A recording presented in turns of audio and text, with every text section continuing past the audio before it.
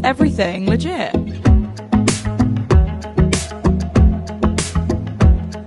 The Nimi Meta podcast. Everything legit, the Nimi Meta podcast, a brand new episode with someone I'd like to call my friend, an associate, an acquaintance. We met quite a while ago, but I followed James's journey for a very long time. You know him as James Asquith. He is a traveler, an author, entrepreneur, CEO of Holiday Swap. He's also the youngest guy in the world to travel to 196 countries. He's amazing. He's phenomenal. If you follow him on social media, he's a character as well. James, welcome to Everything Legit. How are you? Great. Thanks so much for having me on. No, absolutely. Now, like I said, I kind of know you. We have a mutual friend, which think we met, goodness, years ago when we were both in London. And I think I was still in university. 12. Yeah, 11, 12 years ago. Wow. Okay. Yeah. Well, now we're both leading very different lives to when we first met. But you have so many things to your name in terms of what you've achieved, exactly what I just introduced you as. You're a CEO, an entrepreneur, you are a traveler, and we're definitely going to get into that because that is really, really, really something that is such a prominent part of your life, of course. But what I like to do, as mentioned to you, is really get into how you got to do what you do today. Because a lot of people, when they see you on Instagram, and me, even someone who knows you, envies the life that you lead, right? They see you're traveling all over the world, and it is beautiful, the things you see, the different cultures, the people that you meet. However, I'm trying to figure out how a guy can do that, right? How is he doing all of this and living the life that everyone wants to lead? So I'd like to take it back, actually, if you don't mind. Sure. You come from the UK, and you're from a small family. So when you were growing up, could you tell me a bit about your family life and how that was? It was super simple, really. Pretty humble backgrounds. My dad was a pilot. My mum worked in law. And we kind of took one family holiday a year, but my parents gave me everything, and it sounds kind of cliche, but they gave me an education and the start that I needed. But apart from that, had pretty humble roots. I didn't have a car like other people at the school I went to, and I kind of worked hard. From my parents almost lost everything, which still probably wasn't too much when I was 12. And I remember going up and down that street washing cars, making like £5 or £10 a time. Or I remember some idiot tried to pay me with a cream egg, which was, I guess, my first experience at 12 years old of someone trying to barter and offer you something for a service. Yeah. From like 15, I had 3 jobs. I started working in bars from 18 and just kind of making money. And I was obsessed, I guess, with saving it up. When my parents kind of almost lost everything, I remember when I did this kind of car washing thing, I had this glass jar, and I'd maybe made £150 over a week doing it. And I remember giving it to my mum and saying, "Hey, this will help." And she cried, and she opened a bank account. These were the days where you had the kind of manual books with the little stamp of the number. And she opened this for me and said, no, why don't you save it up instead? And I guess I remember kind of almost being not obsessed, but intrigued by seeing this kind of growing number next to my name. So I just wanted to work and save money. And I did that until 18, and I kept working hard at 18. But at 18, thinking I knew what I was doing when I certainly didn't, I started trying to invest money, and it went really well. I guess I made a lot of money in the financial crisis. I made a lot of money and thought, hey, I know what I'm doing. I'm such a rock star here. And yeah, I did. It looked great. That's why I wanted to go into investment banking after university as a job. And then I lost it all. So, I got such a big wake-up lesson. I remember putting a bid on a house at 20 years old that was way too expensive. But, I'd made enough money, and I had this money in a share trading account, and everything I touched turned to gold. Everything I made money that I traded. So it was still in there. And I remember I had no idea what I was doing. And this guy calls me up after I put the bid on the house. A couple of days later, he says, "Hey, how's it progressing with the mortgage and stuff?" And I'm sat there thinking, what do I do? And I look at my share trading account, because again, I think I'm this kind of golden child and naive to the whole situation. I didn't have a clue. Hmm. And like the whole portfolio is down 10% that day. And I'm like, oh, just give me a few days. It'll be fine. Next day, down 10%, and basically I just lost all of it. And it was probably a pretty good wake up call. I guess Yeah. it's kind of for today in many parts that I'm genuinely very much not motivated by money in most senses. Money's obviously great. It allows us to have more time and freedoms and do what we want to do, but it's not the objective The for me, thing that certainly. drives you. Yeah, and I Yeah. guess I may have been very different had things sort of happened like that when I was 20, because I might have been, one of these douches just rolling around in my Lamborghini thinking that was what was the only important thing in life. And let's be quite honest, the amount of supercars or the amount of money you have in properties gets pretty boring after a 10-minute conversation. It's not very exciting to me, and I think a lot of other people it doesn't excite either. Yeah, we definitely need more than that in a conversation now. You're totally right.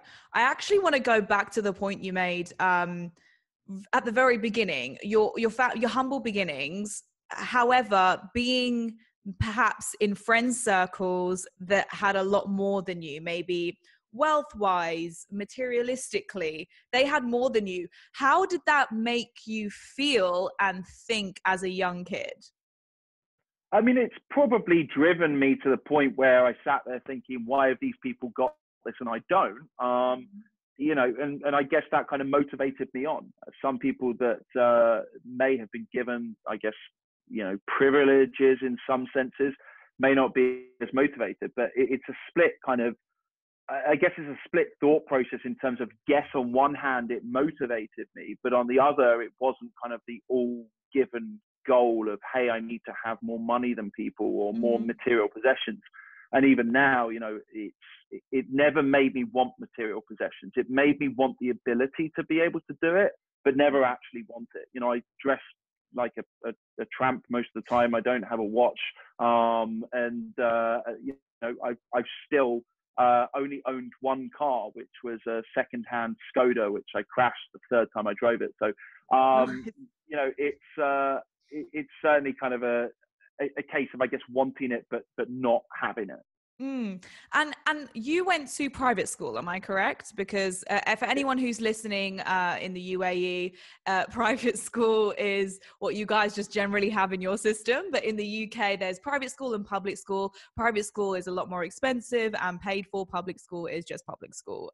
People just go, and there is definitely a difference in the two. You definitely get what you pay for. So James, going to private school, also knowing how hard your parents were working for that as well, in order for you, and I believe you have a sister, to be able to do that and be in that system. What do you think that being in a private school and having that education has helped you in becoming who you are today? No, not at all. Mm. It was great, and I wouldn't change it for anything. I liked the extracurricular side of things, the friends I made, sports, etc. But the actual education side, no, not at all. I was in the bottom sets for everything at school. All of my exams, I was predicted C's, D's, E's, and I was the worst student. I never did my homework. I never listened. For lack of a better phrase, I couldn't give a. Actually, you could beep out the next word. But and up until my GCSEs, I was predicted just C's, D's, and E's and everything, and just written off. So I didn't get any extra support. If anything, it was just a case of, I was sat there and my parents were probably paying a bunch of fees to keep me around people that have been friends for a few years and be in a, I guess, nice environment. But apart from that, when I got to kind of 18, and I'll look back and I'll think probably that was the smartest on paper that I was, but certainly, skipping a step beyond that, my university education taught me absolutely nothing. It really didn't. It was the biggest waste of time, but I had to do it, and you had to check that box if you wanted to go into, I guess, a top tier investment bank. But genuinely, I'm very much against that. You have to go and do education as a given. Yeah. So did you have a dream growing up? So say when you were like 14, 15 years old, were you like, I want to be this when I grow up? Did you have that? No. No. You just didn't have a clue what you were going to go into.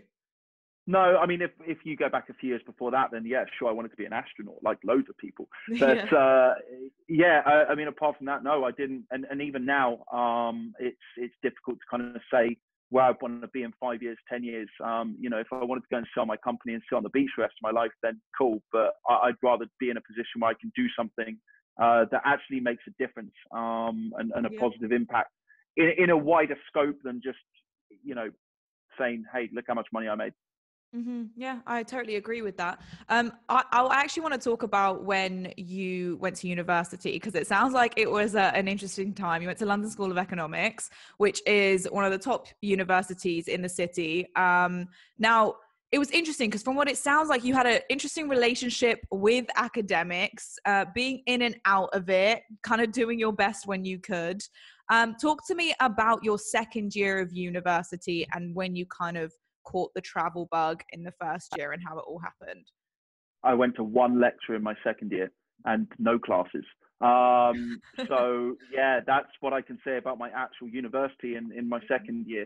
And again, you know, it's not a case of do what I did. I wouldn't necessarily encourage that. There's some degrees that are fantastic out there and are specialist courses for what people might want to do as a career. From, you know, my interaction doing an economics degree, the best education I had was going and hitting the road and traveling. And I did that at the end of my first year. And it was a case of, I didn't think I wanted to travel, and went with my two best friends, went and backpacked, did the classic Southeast Asian circuit. And again, even if I met myself now as 18-year-old James, I'd absolutely hate myself. You know, I was this naive, probably arrogant and entitled traveler going around Southeast Asia. And you know, I learned a lot about myself, and I learned to, and this again sounds kind of cliche, but I learned to understand, tolerate religions, cultures, and that was an education that's applicable. Because again, going back to the academic side of things, some of the smartest people on paper are genuinely some of the dumbest people I've ever met in my life, really by some long way. You know, and there is a element to being able to educate yourself, being, I wouldn't say street smart in the sense of things, but there's a middle ground between things. And even again, you know, this comes back to, I did more GCSEs than I was advised to. I did more A levels than I was advised to. You know, I got straight A's and A stars and all of it. And that's not showing off, because again, I did as little work at school as I did at university as well. It's ironic that basically you're able to gain that system because it's an exam and everyone studies for a year just to complete one examination or X amount. And if anything, that doesn't prove that I know that subject. That doesn't prove that I'm an A-grade student by any sense of the imagination. It proves that I know how to take the exam, and it proves that I know how to absorb that information. But you know, so it's more complex than just academia or, you know, street education and understanding the world to an extent. But again, you know, when I was 18 and I did certain subjects at A levels, that was some of the most useful information that I learned. For example, doing economics from 16 to 18 was actually applicable stuff. It was some of it, more simplistic, with supply and demand curves and price elasticity. And I'm not going to go and start reeling off the education I've had. But then you get to university and it's complete, total, overly complex nonsense in econometrics that you're never going to apply to real life, you know, rather than actual stuff that you could learn. So there's a ton of courses out there. I mean, hell, even being able to, like, we're doing a cooking course add more value than some of the statistics courses that I did. Sure, I bet it would. So I think that people need to reassess how education actually is real life applicable knowledge and information, to just, hey, look how complex I can make this formula. Doesn't that just make me smart? So yeah, do you know what? I agree with that, but on the side of where I'm a creative, right? So I wasn't an academic, and as a creative, I was like, wow, I'm really not getting this, and none of these things apply to me. I can take art, cool, but what am I going to do with that, you know? So many people, and I feel, and I get DMs a lot from a lot of kids as well, who are like, I don't feel like I fit into the system. And it's like, actually, there shouldn't be a system that you're trying to fit into. The system should be working around you. So I think that that's definitely a great message that you're sending out there. I want to talk about now how, when you became an investment banker, the kind of people that you were surrounded with, the kind of companies that you were working for. So when you came out of university, you went straight into that. Is that correct? How was that for you? Yeah, it was great. It was in the middle of the financial crisis. So I remember, you know, a week in, I got pulled off the floor by the boss, and he said about 70% of this trading floor is going to get fired today. So it was quite the experience to start with. I got handed a pretty big size trading book 2 weeks in, when I guess some people it takes a year or 2 years, maybe more, to be able to trade. So I hit the ground running. Had no idea what I was doing really to start with. I started trading bonds and and bonds and government bonds and bonds and corporate stuff. So very different to trading stocks, which anyone can turn around and be like, oh, I think I should buy Apple stock or Amazon because of X, Y, Z. Beyond, again, there's an element of common sense apart from just the actual analytics. So what I was trading was very, very different to anything I'd seen. And it was fun, the people that were my very first boss as well. He was the first investor in my company as well today. And a lot of other people I've worked with over the years also kind of backed what we were doing to start with. So I had a few good years, probably back to me not being student number one as well. I was probably a pretty difficult person to have, working for a bank on a trading floor, because I tried to disconnect the emotions behind it, which again, some people as traders say is important. And there's a lot of books written about the psychology of traders, etc. And, why some people jump off buildings when they lose money. And I just kind of take a different approach. I remember one particular time I got disciplined for sitting slumped in my seat, playing rap music loudly. I'd gone through a period at the start of the year. This was when I worked for Deutsche Bank, and I made a lot of money. And again, let's skip back. Sometimes you never learn your lesson. And back to when I was doing it in 2008 for myself. And I made a lot of money, and I basically then got the call wrong, and I was sat there for probably every day for a month, losing nearly $1 million. And I'm just sat slumped in my seat, and everyone's staring at me, looking at me, thinking, is this guy going to crack? Is he like going insane? Is he depressed? And someone was like, yeah, you can be upset about it, but when you're playing rap music, slumped in your seat, saying it's not my fucking money anyway, it's like that's when you can't do that. And it's like, I've always taken a weird and slightly different approach to not letting things get to me, trying to be lighthearted about it, even when things are pretty tough. So maybe that's right, or maybe it's wrong, but I had an interesting career. Worked for 3 investment banks, and it was fun. I mean, it's a weird psychology to have, where you're able to click a button and buy $100 million of something if when you get to a point where you have a big trading book, and it just is there, created on the computer. And, there were a lot of people I loved working around. There were a lot of people I really did not like working around, who were egotistical and arrogant about it, and would, because they had this, I guess, power in terms of what they could do with a mouse, or pick up a phone. You would see it translate to, maybe the team would go for drinks after work, and they would just speak to people like they worked for them, or like they were better than them. And it was always something that I just found completely amusing to see, because this psychology of, just because you have almost money behind you, even though it's not even your money, people think it makes them kind of better and powerful. And so, it got to a point where I'd certainly had enough of doing it.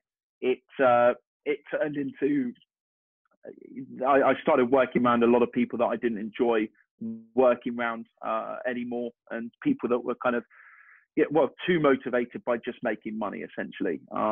So it was a good kind of eight years or something, and it was time to move on.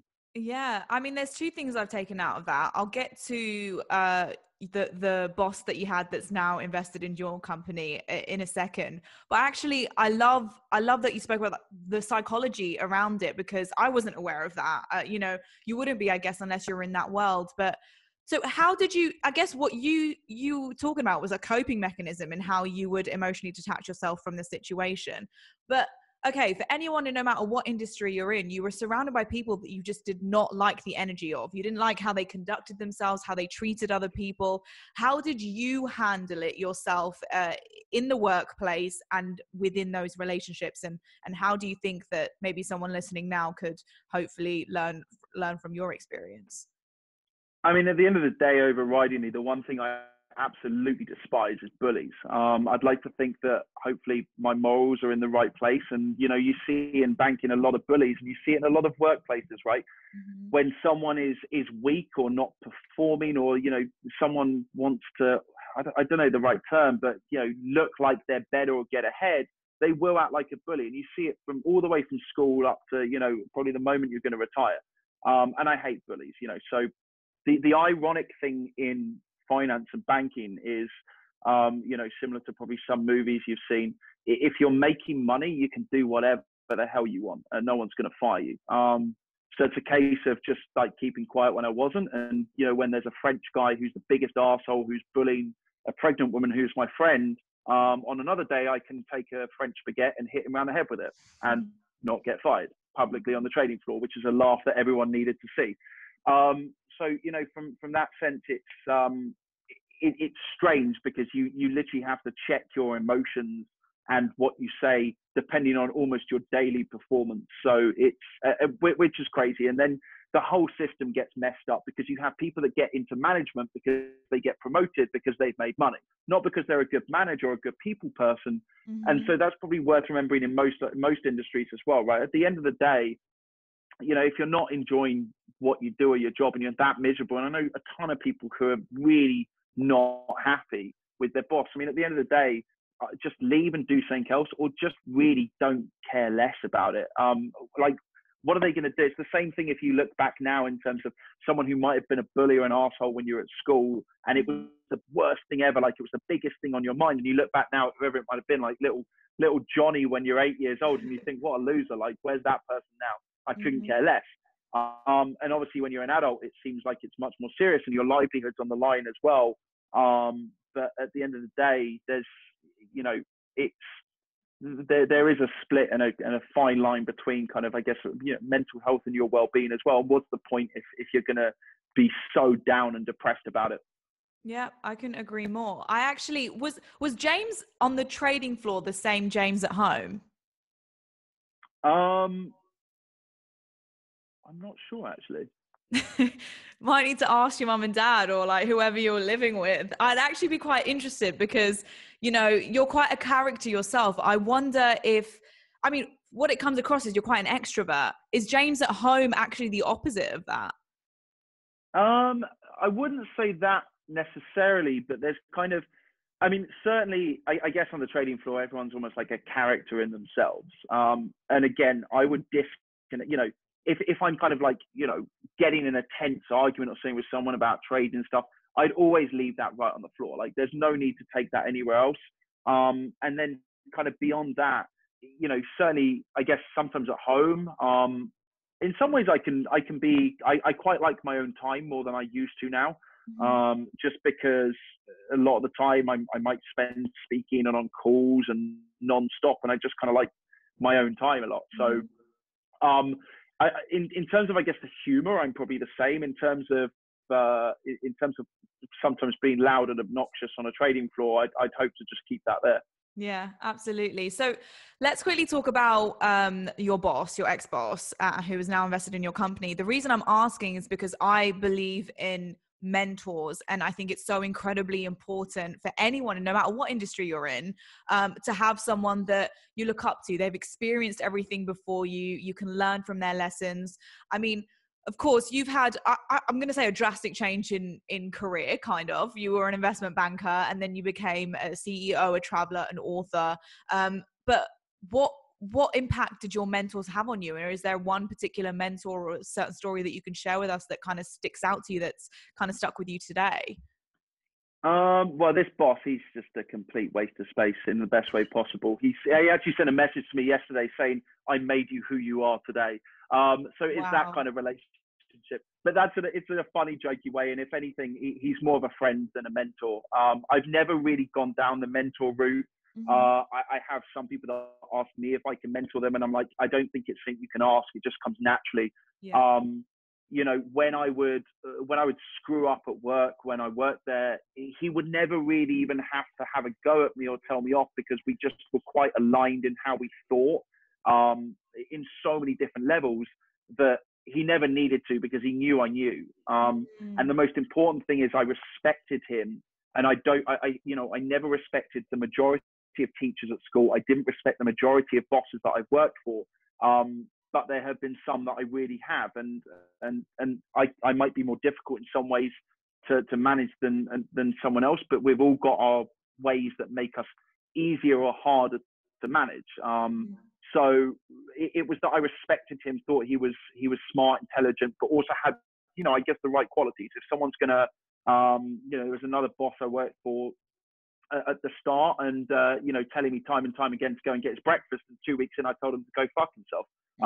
Because quite frankly, and I said to him, I screwed up his little bit of paper with his breakfast order and said, I'm here to do a job and make money, not get your breakfast. And that's kind of, not once did I ever ask someone to go and get me breakfast, like no matter how senior I got in banking, because they're not my slave. It's just, it says a lot more than just, oh, I'm really busy, can you go get me breakfast? Like, have I done that with people that are my friends and I respect? Like, yeah, sure, because and more aggressively on a kind of friendly banter level, saying, get my breakfast. Because, they know they can do that to me the next day. And they know that the next day I'm going to say, hey, I'm going to pop out. Do you need anything, for example? And that's a completely different level to actually just, I guess, using someone to expect them to do something. And the breakfast one is an example, but the moment that someone kind of acts with that and shows that they think they're above someone is the moment that I would lose respect for anyone in a management position or in a mentorship position. So I think, some of the best mentors you can have are people around you and your friends and family, because they kind of keep you true to who you are. My friends say it to me now today. They say, look, we see how you act on social media, how you are, and, kind of whatever progress you've had hasn't really changed you as a person, and that means a lot to me, because I wouldn't want to. So that, and kind of hopefully keeping the morals that I have, and it is the best mentorship I could have. Yeah, absolutely. I think there's an important message there that you mentioned, which was, I guess what it sounds is you didn't undervalue yourself. When that guy was like asking you to go and get breakfast, you were like, well, hang on. I'm like, not that you're better than that, but I bring a lot more to the table than going to get your breakfast.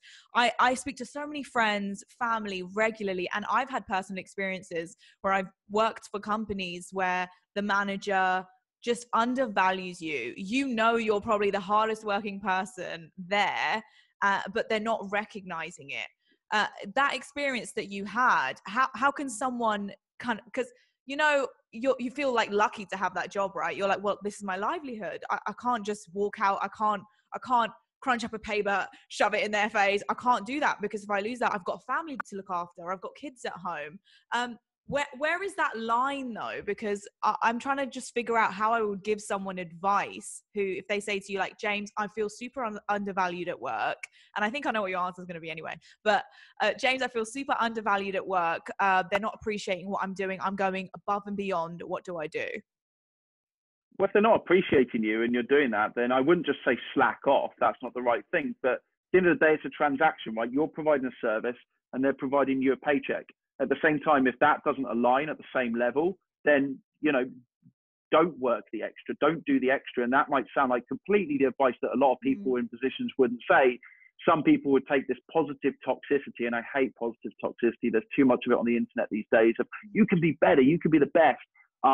And say, work harder, make them see. Quite frankly, if someone's in a position where you really already feel in that position, they're not going to see, you don't want to be working for that person in the first place. And does that mean you can just walk out feasibly? Maybe not, but there's enough hours in a day to, after you've left that job in the evening, go start finding another job, find someone that's going to make you appreciate those skills that you have and what you bring to the table. And where you put that energy elsewhere in trying to find another job and something to do and someone that does appreciate it, take that energy away from what you're providing in your current job, because at the end of the day, if they're taking advantage of you in that sense, then take that paycheck from them. And on the other side of it, you put that effort into finding something that's going to make you happier.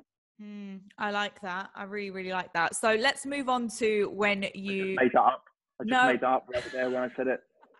That's not an answer I have in my back pocket normally either.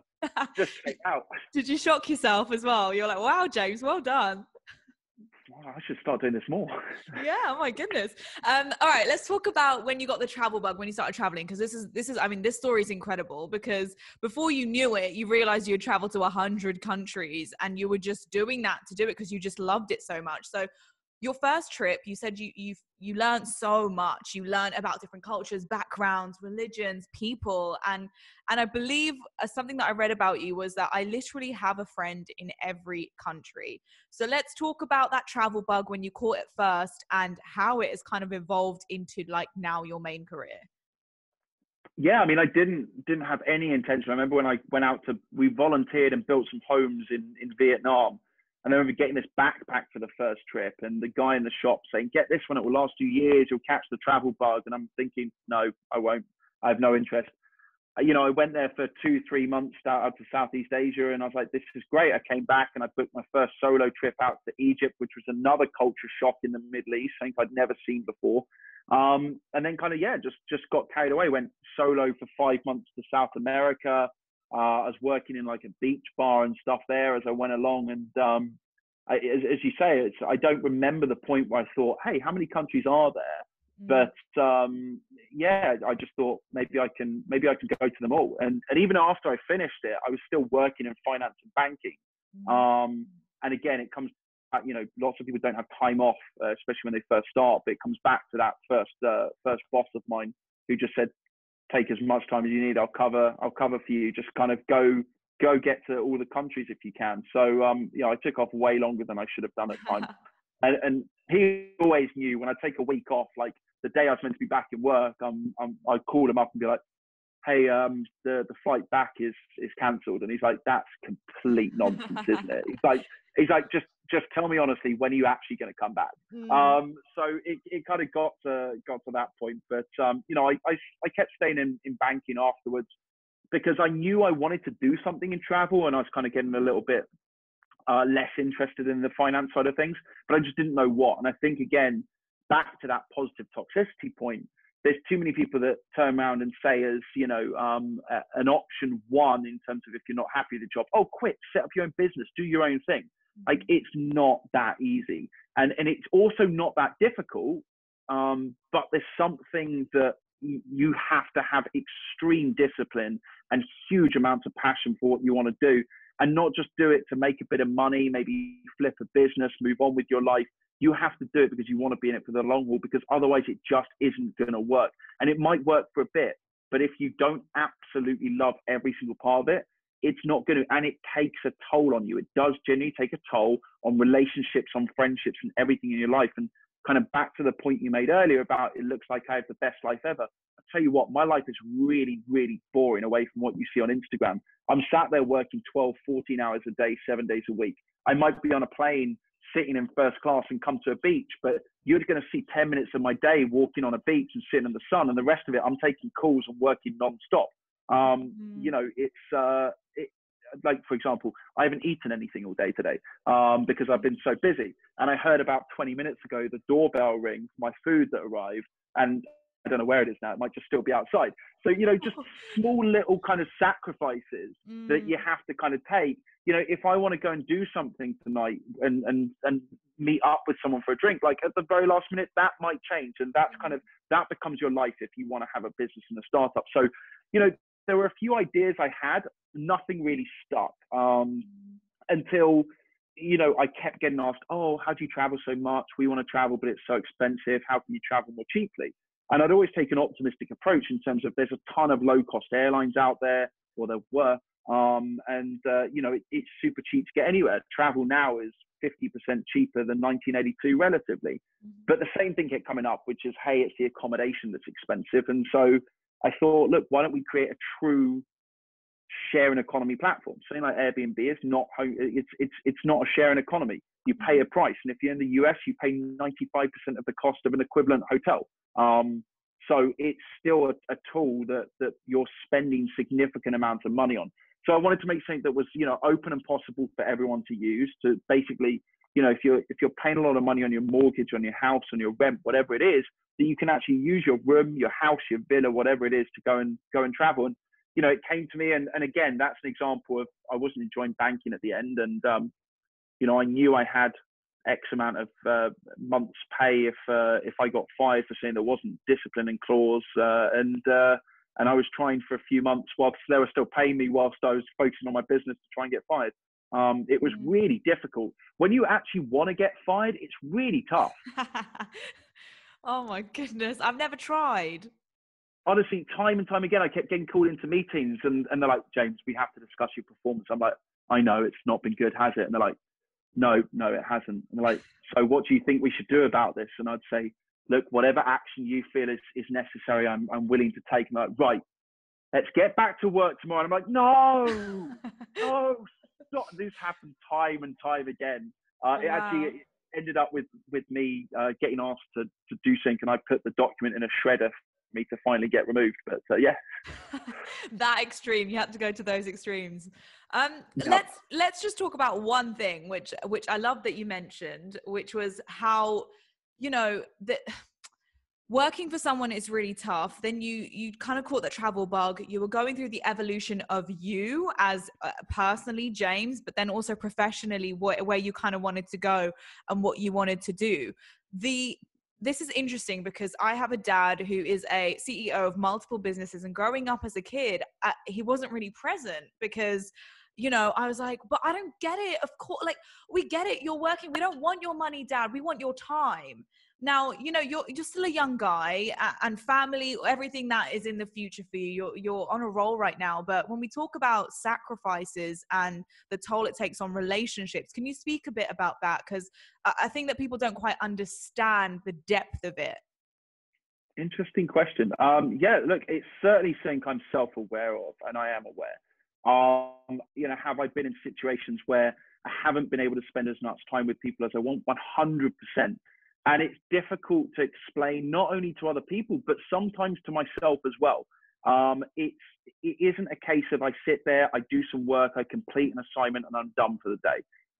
You know, I still don't pay myself a salary from my company. It's a case of I'm trying to do something that makes a positive difference, and bigger than what I do in my company as well. There's some other kind of aspects to that, because at the end of the day, you know, I've been in some pretty rubbish situations around the world and some pretty bad places. And, you know, I guess for lack of a better phrase, been close to dying from it. And it's a case of, yeah, if I go and step out in front of the road tomorrow and get hit by a car, like, what did I really do with my life? If I have $100 million in my bank account, even if I've had great relationships and great memories from that with family, friends, partners, whatever, that's great. But like, what did I do, and like, what mark did I leave on the world? So it's always a difficult kind of I guess battle sometimes in my head to be able to spend time, have those memories with the right people, because again, I don't want to be sat there when I'm, you know, X amount of years old and say I missed out on some great things in life. But at the other time, I want to be able to sit there and say, look, I've actually done something, you know, made a positive impact in multiple ways. So yeah, it certainly takes its toll at times. You know, I haven't seen my family for 6 months, and that's kind of a regular occurrence these days. I don't know about you, but because I live in a different country to my family, I have consistent guilt. I'm out there living my dream and hustling and doing what I've got to do, but there's this constant guilt in the back of my mind that's like, well, okay, my parents are edging towards 60, you know, I mean, God forsake anything would happen, but what if something happens tomorrow? Oh my goodness, I'm not going to be there. And for you, I mean, you're traveling all over the world. You're never like in one place for a very long time. I imagine, well, is that guilt ever attached as well? I wouldn't say it's guilt.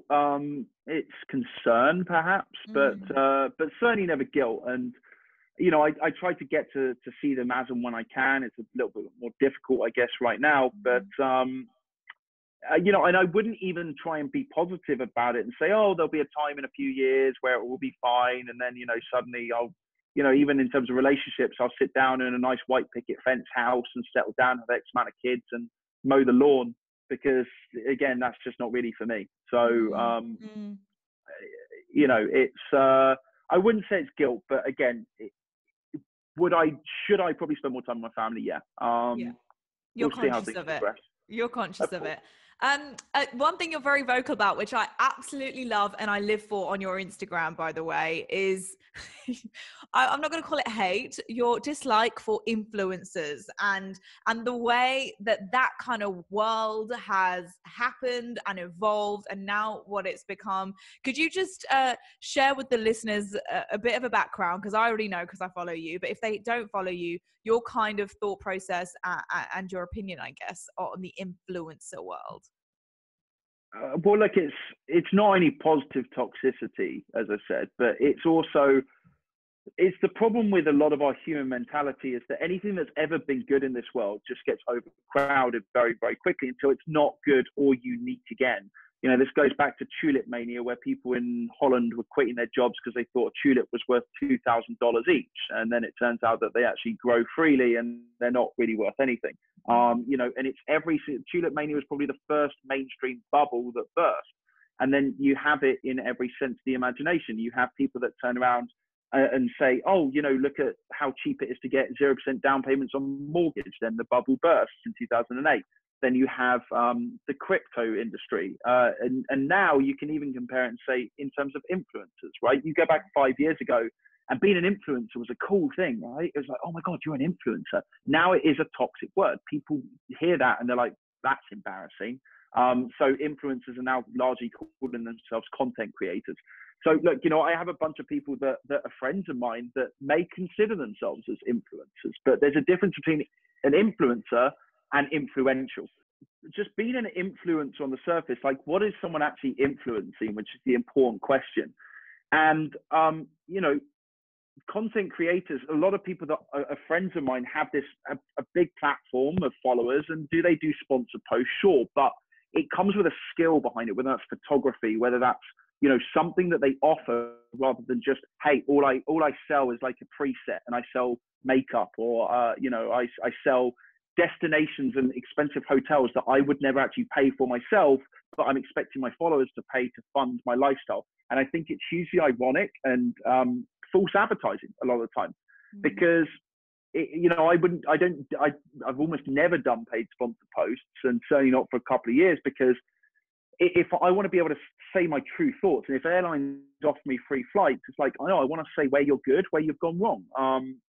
So people get an honest opinion. And I saw it recently with Turkish Airlines, right? And when I did an article that I wrote in Forbes, Turkish Airlines, you know, contacted me and said, oh, can you use these pictures of our business class? And I said, no, because they're on 8 of your aircraft on your Dreamliners only. And the rest of your business class is pretty rubbish.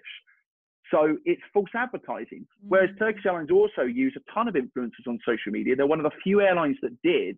And you've got these influencers that sat there saying, oh, this is the best experience in an airline, best business class. And it's really not. And so that's false advertising, because you're telling an audience from someone that doesn't actually have. This is like me being offered by a mascara company that's going to pay me a huge amount of money to offer mascara. What on earth do I know about mascara? The answer is absolutely nothing. I think it's the one that goes in your eyelashes, but even that I don't know. Yeah. So in terms of that, like I've got nothing to base it on. Even if it's like hair gel or I'm not a fashion person. Like I've got no basis to base it on. But because it's offered for free or payment in kind, people see that and they think it's great, and it's not. It's not a kind of a fair assessment of things. So, you know, and you see it now again already, this kind of positive toxicity. You see it not just through like people in travel content for influencers, but you see a lot of people that sell business courses. It's like, why are you an entrepreneurial figure that allows people to do this? You're making money from what is, and I'm sorry to say it, and a lot of people don't want to get into this and say it, but a lot of these entrepreneurial business courses are pyramid schemes. It's quite frankly a pyramid scheme. And it's total nonsense most of the time. And I know probably I could count on one hand people that actually offer a genuine service, because it became too easy. It's like, hey, look at me. I've got a nice picture of me in a Lamborghini in front of a nice house. Maybe they've rented it for the day for a photo shoot. Come and pay me $20 to listen to all my business secrets, which quite honestly, you could find online anyway. All my marketing tips to take your company to the next level. All of this stuff has got to a point where people are able to fake their lives to the point of, you know, it's false, and it's not just false in terms of what they offer, but in terms of what we consume as content, in terms of what you see from a lot of influencers. It's so unhealthy for us to see, because I've spoken to a bunch of these people and they're not happy. They go to a place for a day or two. It looks like they're living the life. They're taking different pictures in different outfits. They'll repost this content over the next month to make it look like they're, living this high life for traveling. But I've spoken to so many people that say they don't actually enjoy the destination and don't get to actually travel and experience it. And again, when you dig a bit deeper, you've got to question, I guess, the world that we're consuming and the world we've created on social media, because, and that's largely why I like to have a laugh and just have fun and be myself and, show my dorky side at times, because I don't think that there's enough people just keeping it real for a bit of fun. But I do feel like it's changing. I feel like, people don't listen to this, and 5 years ago, if someone said, hey, here's a great skincare, body lotion, people be like, oh, that's great. Someone I really respect and like does that. And there's still some people that do get that respect, don't get me wrong. But now most of us see that and we just scroll straight past it because we know it's sponsored. Are those people using it themselves? I don't think so. Yeah, we've definitely become a lot more skeptical as consumers nowadays. I would definitely agree with that. But that also leads to another problem in terms of we're skeptical in terms of the information we consume. What is real, what isn't? When I post on my account, if I'm posting something, funny and stupid, like me in front of Ronald McDonald statue, for example, just downing a cheeseburger in one, and I tag McDonald's in it, I get it's like a spaceship of things flashing up on my Instagram being like, branded content, you're advertising sponsored content. I'm like, well, I'm not, am I? I'm really not. This isn't a McDonald's advert. But that's now the mentality that anything, and again, when people say, oh, why would you tag the airline when you go on it if they're not paying you or giving it to you free? And it's like, how sad that is people's first initial reaction that we've got to that point. So I do think there's a pushback now. I think that people largely want to see a lot more reality in real life, what's good and what's not. And again, there is a space for it, but it can't be anywhere near as big as it was before, because not everyone can do it. If everyone thinks that they can be an influencer, then it's not interesting or special. And I know a lot of people now that actually turn down deals because they don't believe in the product. And that's what the world probably needs more of. So I believe, lastly, I believe you are what you consume, right? And your mentality, the way you conduct your life. Are you quite conscious of who you follow on social media? You yourself have a large following. That's something that you can't control. People obviously just love you for being you and very honest and authentic. But what about the people you follow and you see on your timeline? If I didn't like what I saw, I wouldn't be following someone, I guess. So yeah, in that sense, and various adverts I see, I'll just hide it and make sure I don't see that kind of stuff again. But you know what? To be honest, I probably spend, even it's too much then, but I probably spend about half an hour, maybe 45 minutes a day on social media, because I do use kind of messaging for some parts of work as well. But similarly to the news, I watch the news I read the news for maximum 5 minutes a day right now. I think that the media are a complete joke in themselves largely. And so that also goes to social media, because everyone's become an epidemiologist and a virologist expert, right? I didn't know so many of these influencers have these medical qualifications behind them. But everyone has an opinion that isn't backed by science, and it's become a sad point of, it's quite nice to maybe just take a step back, enjoy what's in front of you, and use media and social media as a complementary tool rather than, a main tool for, hey, this is my life. I like that. And we're going to end it there. I usually end all of my episodes with a really quick fire round, and it's a finish a sentence, James. So I know you haven't eaten all day, but hopefully you're a bit switched on for this. All right. First question. The best advice I've ever received is? Fuck it. Oh, lovely. Nice and censored for the UAE market. Yeah, you're going to have to beat that out. The worst advice I've ever received is?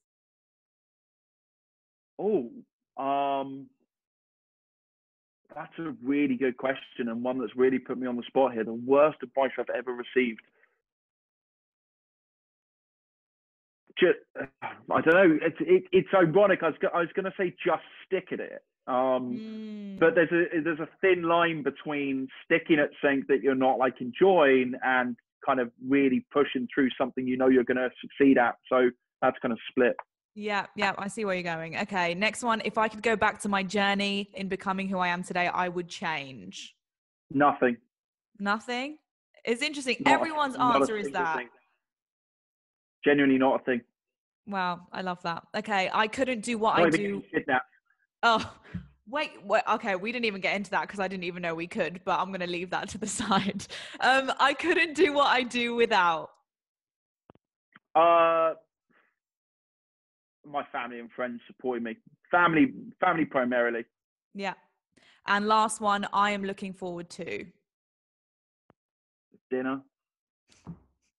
Yeah, so simple, but I'll take it. I'm actually really looking forward to getting on a flight this week as well. It's been a while. It's been the longest in 13 years that I've been in one place. Wow. How long have you actually been there then? 8 weeks. Wow, you're probably itching to go. Yeah, I took 166 flights last year, so this is like killing me slowly. Amazing. Well, listen, thank you so much for your time. I'm so grateful for it. And Thanks so much for having me. No, absolutely. Eat your food, enjoy your flight and safe travels. And yeah, thank you once again. Thanks so much. I really appreciate you inviting me on as well. Thank you.